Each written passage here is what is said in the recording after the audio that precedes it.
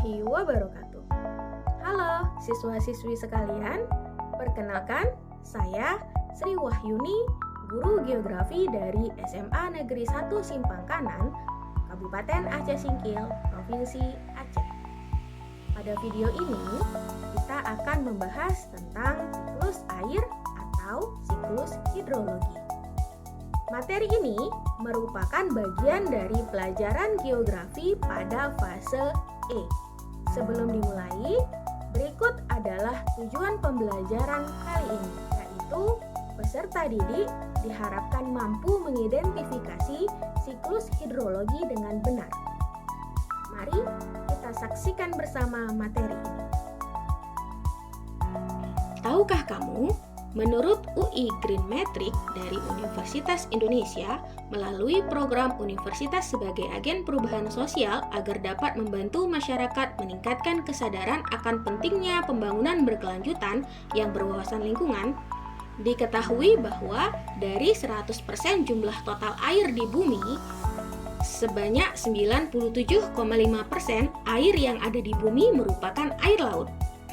Dan hanya 2,5% air di bumi yang merupakan air tawar, di mana sebagian besarnya tidak dapat digunakan karena berada di tempat yang jauh dan tidak terjangkau, seperti terperangkap dalam bentuk salju, es di kutub, atau di bawah tanah yang sangat dalam. Hanya sekitar 1% saja air tawar yang dapat digunakan oleh manusia. Menurut Organisasi Kesehatan Dunia atau WHO, setiap orang memiliki kebutuhan air bersih antara 50 sampai 100 liter per hari dan digunakan untuk mandi, mencuci, memasak, dan minum. Lantas, kok bisa ya air tawar yang jumlahnya sedikit di permukaan bumi tidak habis terus-menerus digunakan manusia? Air merupakan komponen penting bagi kehidupan. Sebagian besar tubuh makhluk hidup terdiri dari air.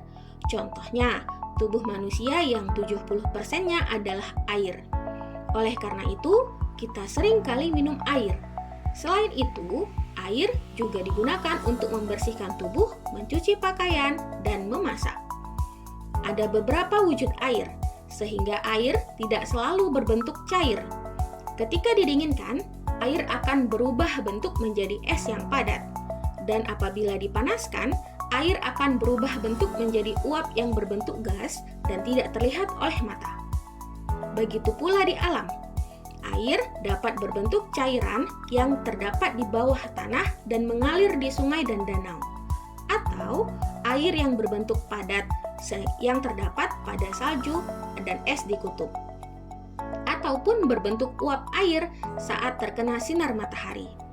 Seluruh perubahan bentuk air terjadi secara alami di lingkungan alam yang disebut siklus air atau siklus hidrologi. Siklus air atau siklus hidrologi dimulai dari penyinaran matahari.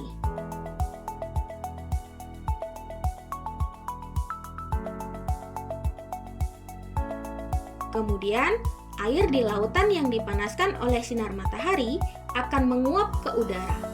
Peristiwa ini kita sebut sebagai evaporasi.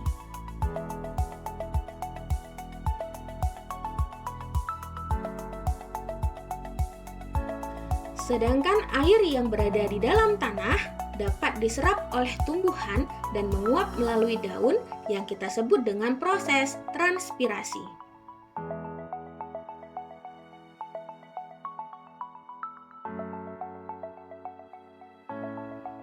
Uap air tersebut kemudian akan membentuk awan di udara atau kita sebut dengan kondensasi.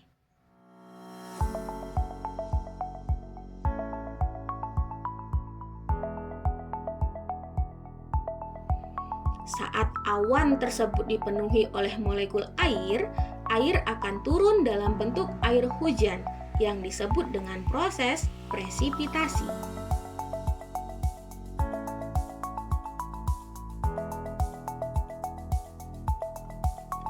Air hujan yang membasahi daerah daratan akan diserap oleh tanah. Proses ini disebut infiltrasi.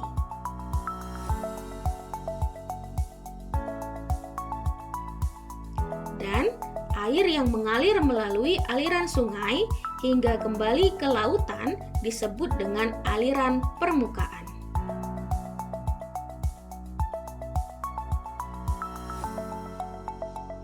Melalui materi ini, kita menyadari bahwa walaupun kita menggunakan air untuk kegiatan sehari-hari, air tidak habis ataupun hilang. Air akan memasuki proses siklus air, berubah bentuk, dan akan kembali ke permukaan bumi.